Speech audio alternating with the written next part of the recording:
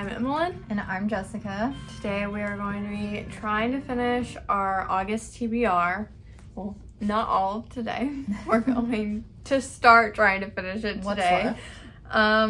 We each picked out 2 books that were... These are from our confident jar. Yes. Yeah. We're confident we can finish them. And the first one I'm reading is Where the Dark Stands Still. And this is giving like the Bear and the Nightingale vibes, but make it more cottagecore looking. We follow Liska, I will say is how you pronounce her name, and she wants to get rid of her magic, and she knows there's like this fern flower in the woods that she can use to get rid of her magic, but like a lot of people apparently normally die when they try to take it because there's this demon that is in charge of the woods over there. And so he appears to her and is like, if you live with me for 1 year and like in servitude, be like my cook basically, then you can have whatever you want from the flower. So we're kind of just following her, serving him, and trying to figure out what's going on in the woods. And she's been told her whole life that like magic is a super dark thing, and her parents have tried to like take her to the church and like exorcise her. And so she just thinks it's like something she just needs to get rid of, and I think she's just gonna learn to control it. But there's like little spirits in the house, and that's my favorite part so far. I love a little woodland side character. The first book I'm going to try to finish is The Spell Shop by Sarah Beth Durst. This follows our main character, Keela, who used to be a librarian, kind of like if you would think of like the capital of this world. And in this library, they not only house like the records of their history and everything like that, but they also kind of protect the spell books of this world. And something happens right at the beginning of the book, and there's a fire, so she has to escape the fire with her assistant, who is a spider plant. And they have to basically try to like rescue as much of the library as they can while escaping themselves. So she decides to go back to like her homeland of when she was young, which is like in the country and just very like primitive and doesn't have really a lot going for it other than it's just like this little country town basically, but it's near the ocean. And so she goes back to like her childhood cottage because her parents never got rid of it for some reason, but her parents both have passed away. So there's just like basically this abandoned cottage that she has to like figure out how to revive, figure out how to start making money so she can buy food and the things that she needs to survive. And so she happens upon this recipe for jam, and she realizes after not long of being there that this bakery that serves the town doesn't have any jam for their pastries and whatnot. So she's like, I have an idea. I'm going to make jam and I'm going to sell the jam, but it's basically going to be like a front for her to sell spells, kind of. But like she really wants to help this town because it's kind of like failing. It's, I don't know, like it's almost like in not poverty but like close.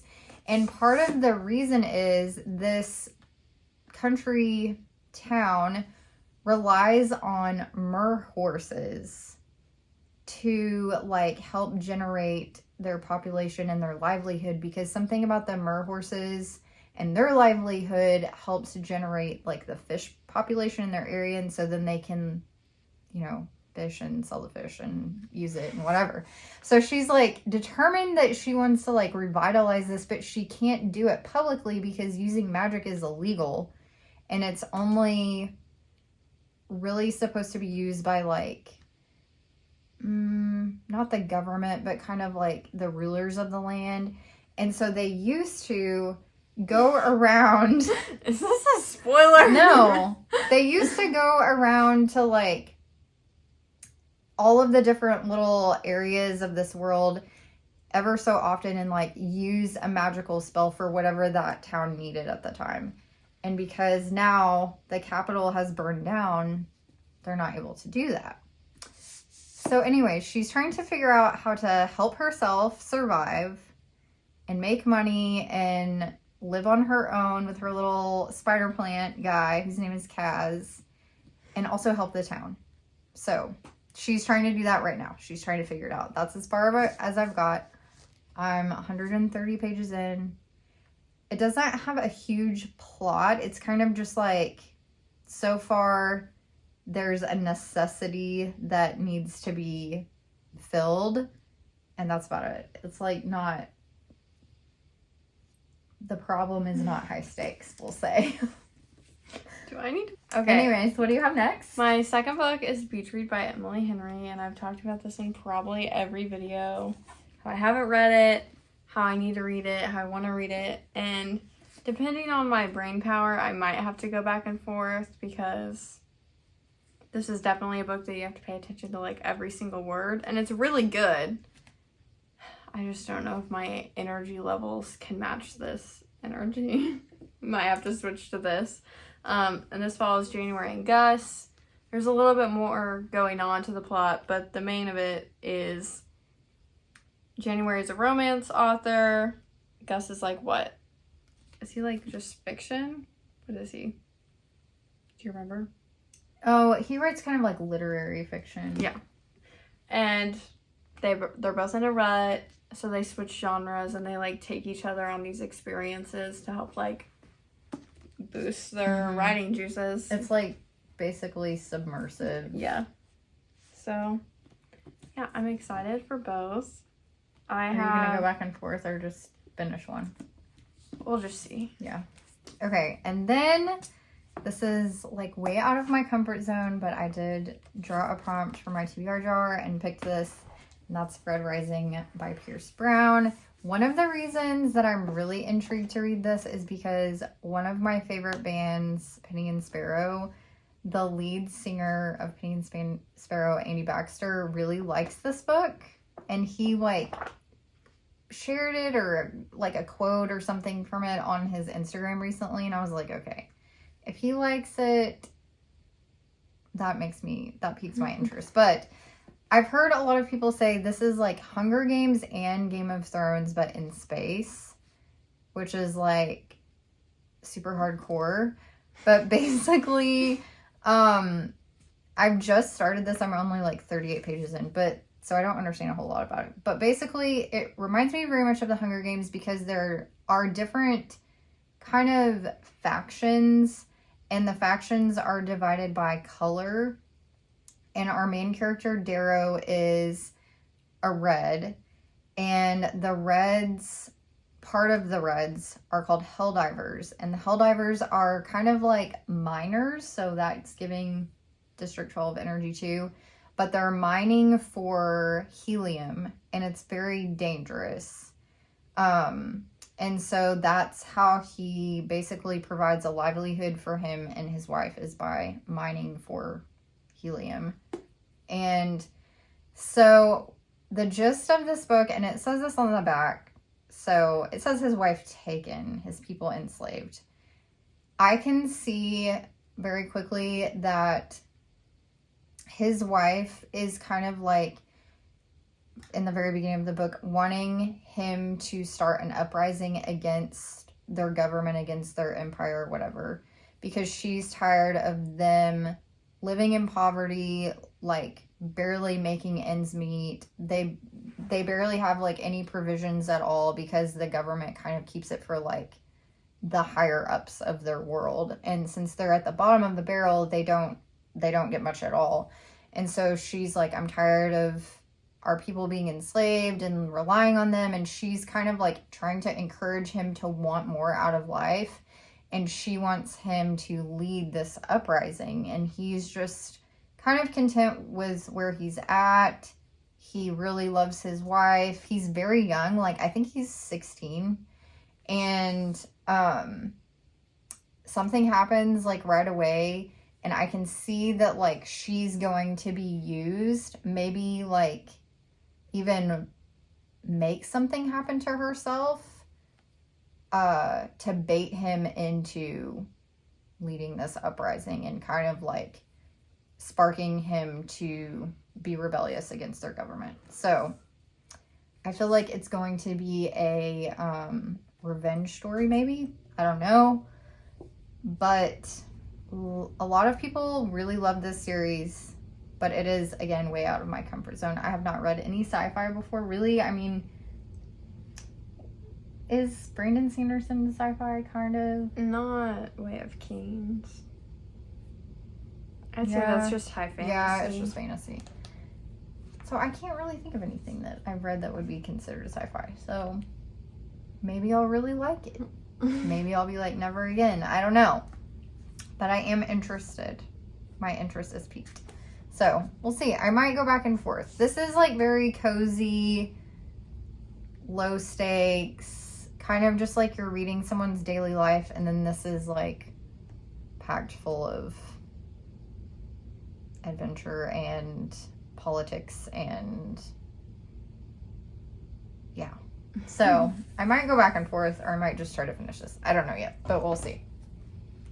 So off we go to read? Yeah, gonna try.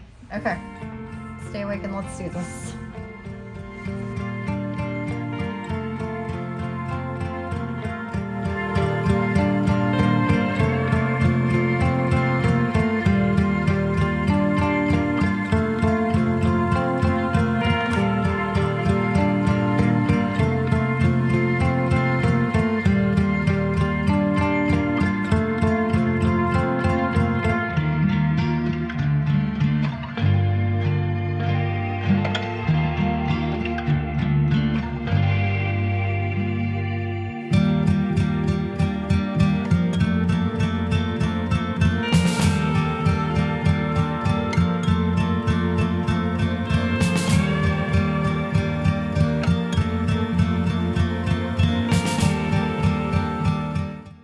I just wanted to come on here and do a little update.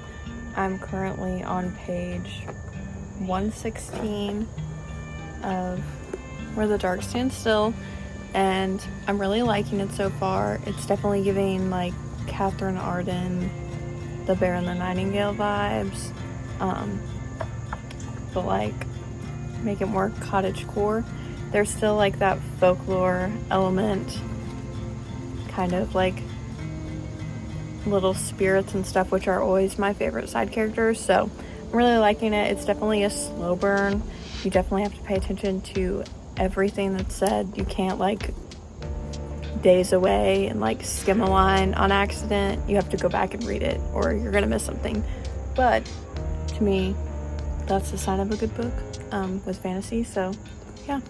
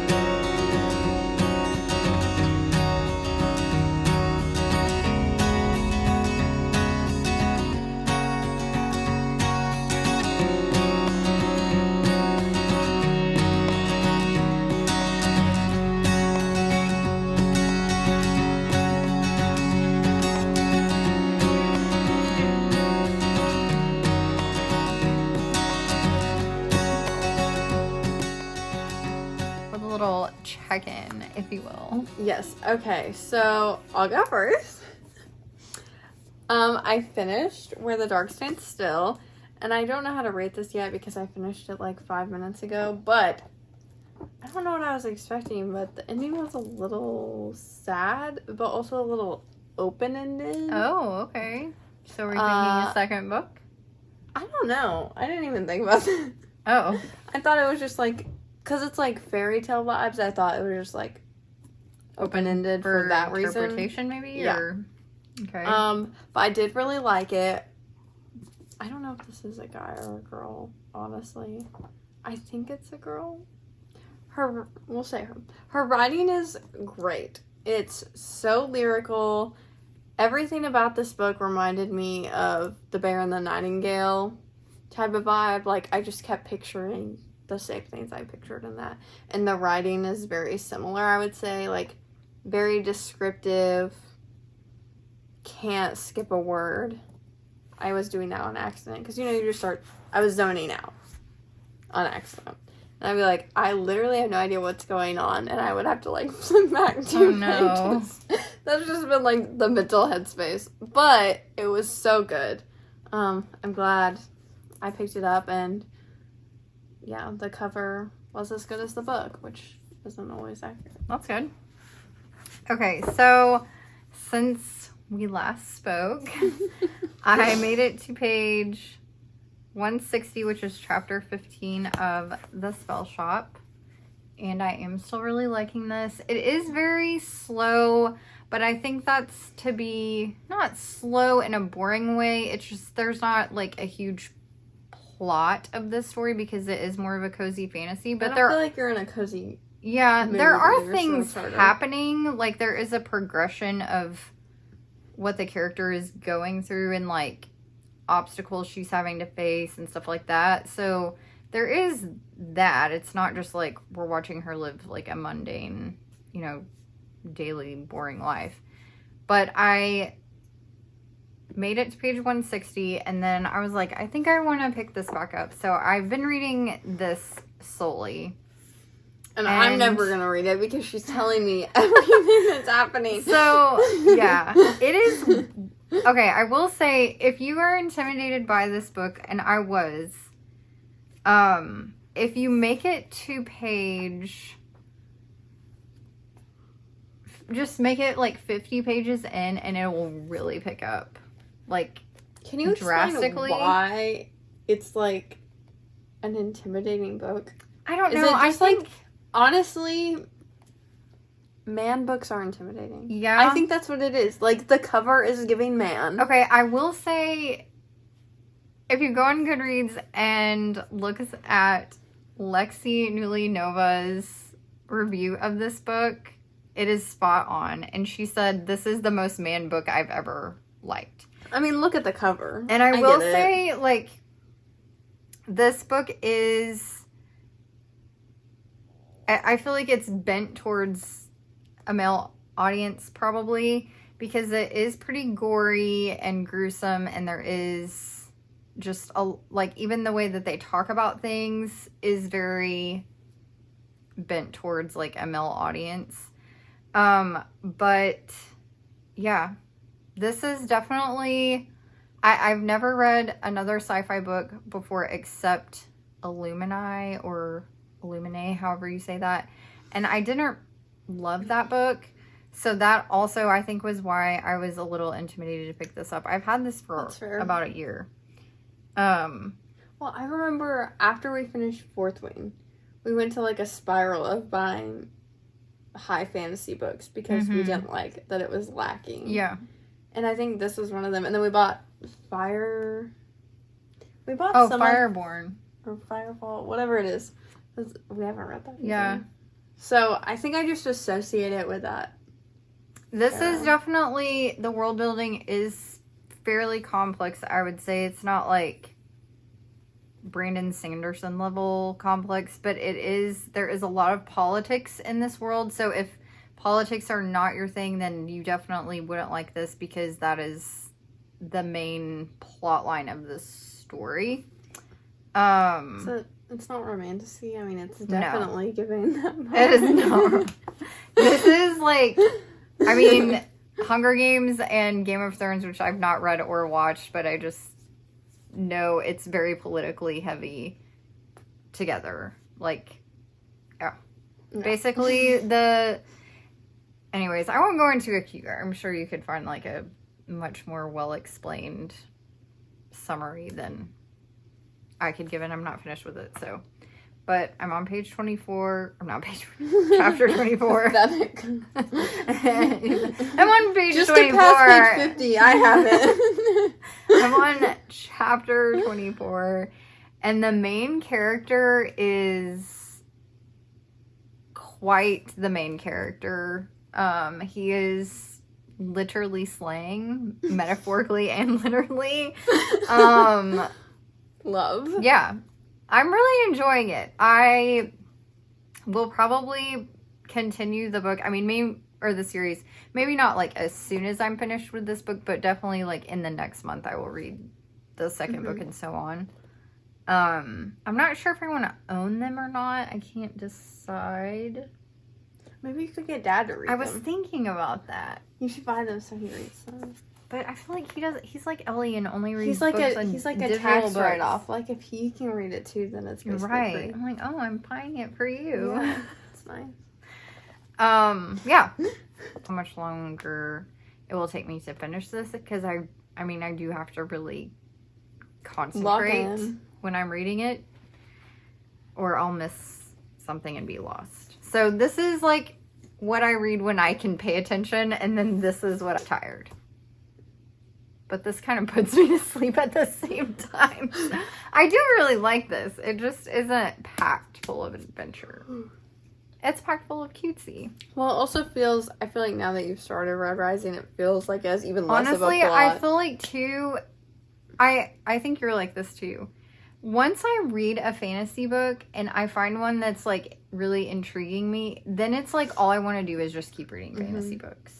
So I feel like I'm kind of getting in that mode. Like I know I'm supposed to read Beach Read after this, and the book I want to read instead is like, I either want to read Assistant to the Villain or I just got The Grandest Game in the mail. And The Grandest Game is nothing like this, but it's more than just like romance.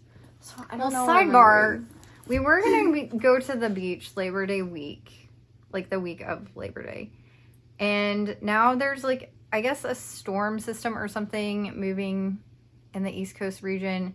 We're not going to go to the beach now. We're going to... So we had saved books to read at the beach because we were going to just be at the beach for 4 days straight. Yeah. And now we're going to Williamsburg instead, which will be more like fall vibes. We'll see and about so now Beach I'm Read. like, I had these... I feel like I want to read a bunch of fantasy, and then if I get in a slump, I want to read Beach Read. Yeah, you could do that. And Beach Read isn't like super summer. Yeah, either, I'll update the fans. Yeah, the people want to know. Anyways, that's where we're at. I would really like to finish this. So I am about at the halfway point. I would really like to finish this. Could I finish this tomorrow? Yeah. Maybe tomorrow. I am going to finish both of these by the end of the month, for sure. Like, I will not sleep until I finish both of these. You have like a week. You can do it. That's true. You're right. I'd be disappointed if you didn't. Yeah. I would be disappointed myself. Good. Okay, bye. Okay, bye.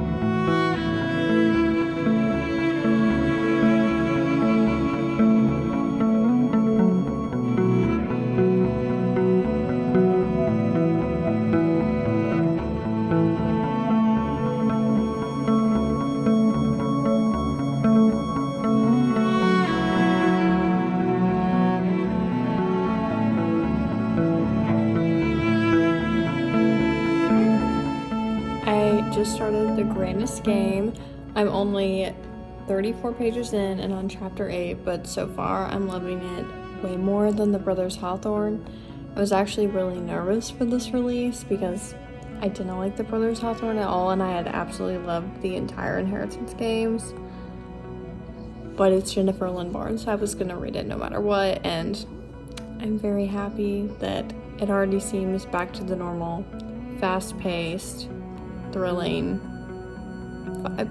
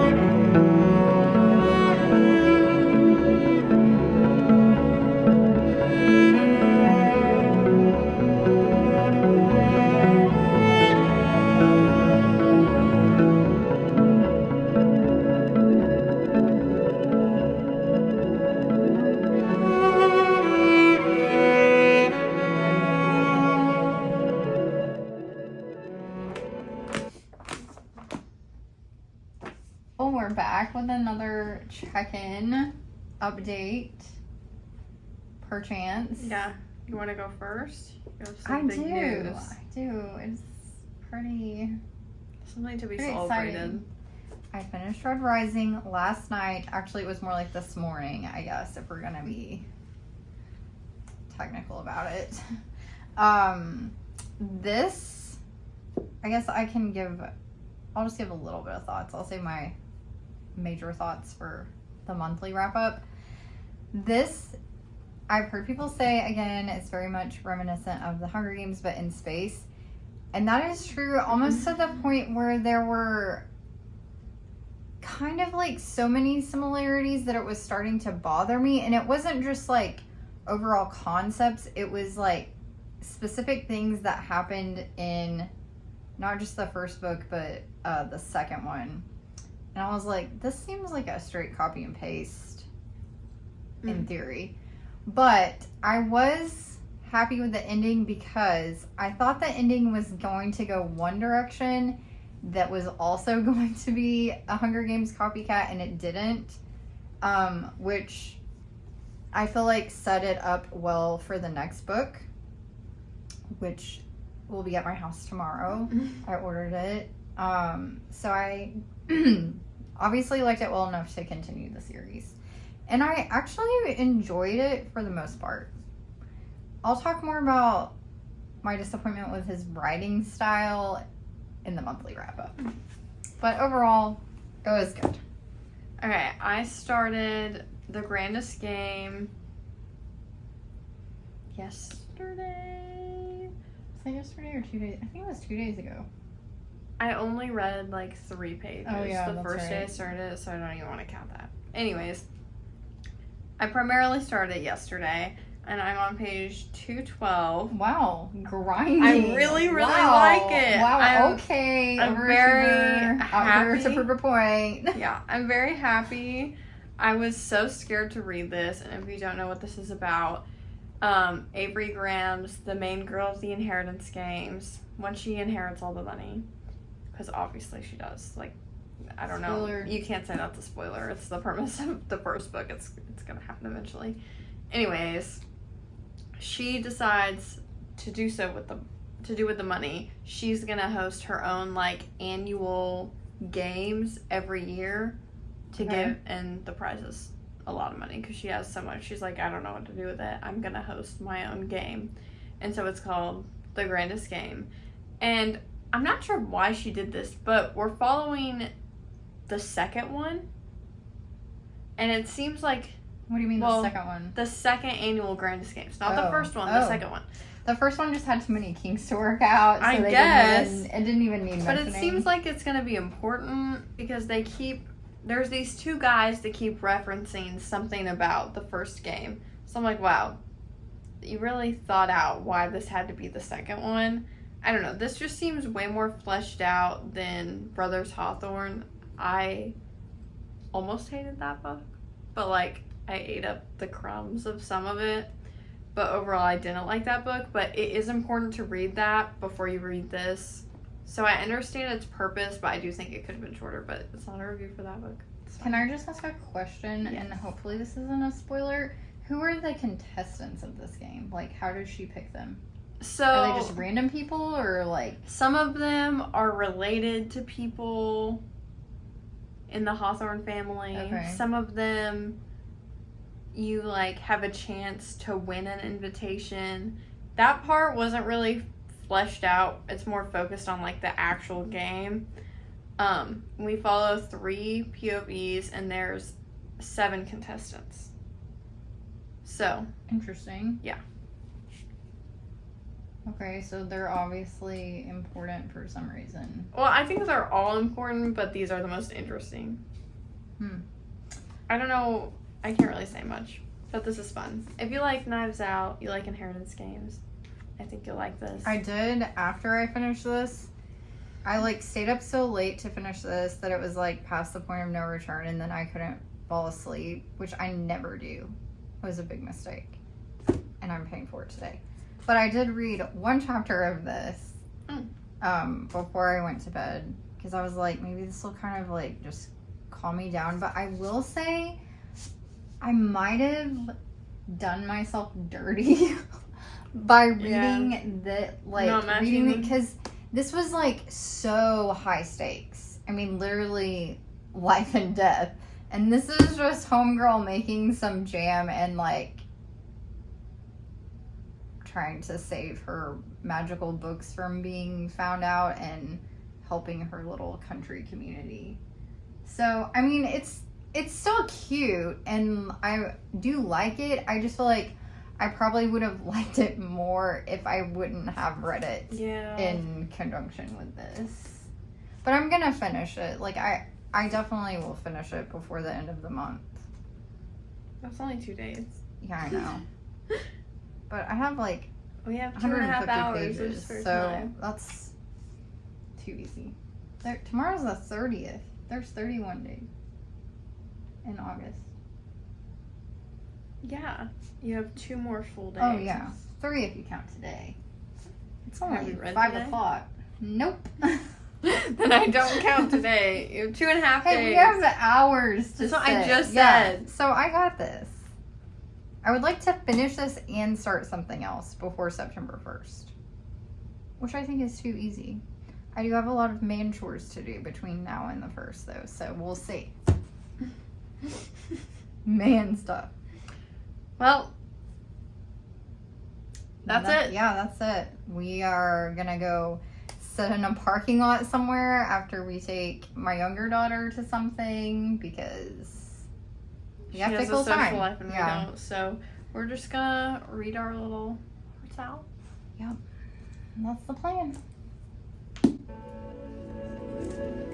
Let me meet.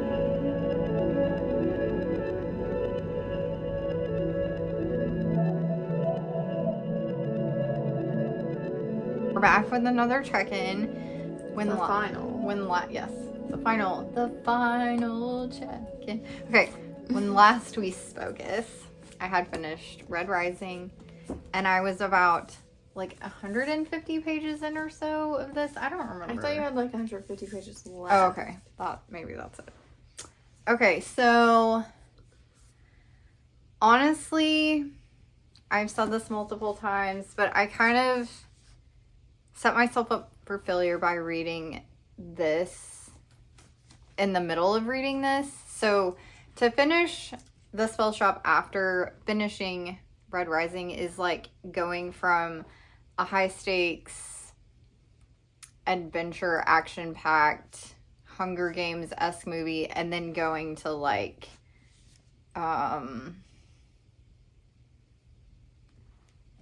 What Disney? yeah, like But I'm trying to think. It's going from Harry Potter World to Disney World.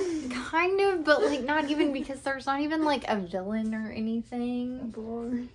It's going from like the Hunger Games to maybe like a Studio Ghibli movie. I don't really feel like cozy is for us. Yeah, I don't know. They're just, it was cute. The world was cute. The characters were all very endearing, especially the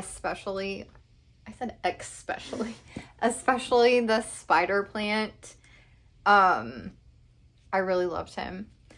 But I found myself towards the end of this basically just skimming over the less relevant parts to get to the ending.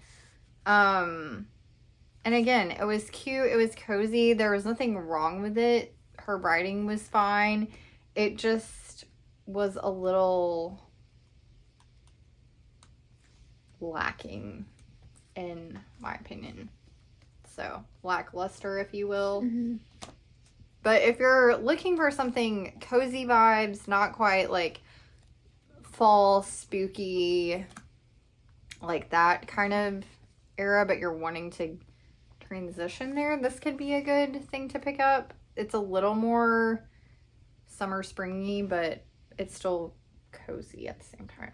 And there are a little bit of magical, fantastical elements, but not a ton. So it's not a lot of brain power or anything like that. So, yeah.